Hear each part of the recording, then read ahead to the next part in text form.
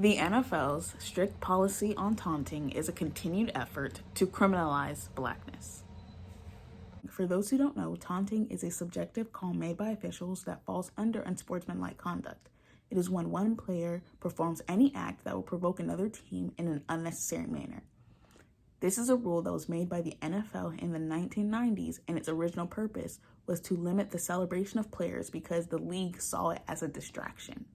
So because it is subjective, there is no definite understanding of what taunting is. But what I do know is that these penalties are more likely to be called on black players than white ones.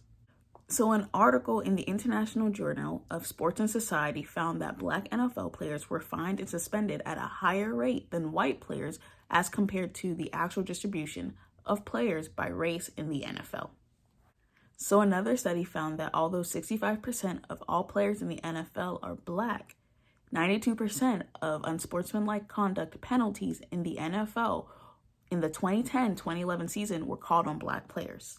So one article suggests that the major reason why these penalized behaviors are produced exclusively by black players is that it is an expression of black male urban culture, which goes against the white hegemony and the societal norms created by white supremacy.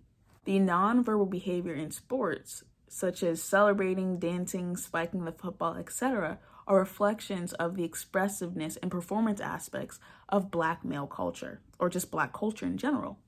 White people may not view these rules as racist because white people tend to view racism through an individual lens. Thus, these rules cannot be racist because it's not an individualistic approach. In their minds, this rule is applied to everyone on a same even-hand basis.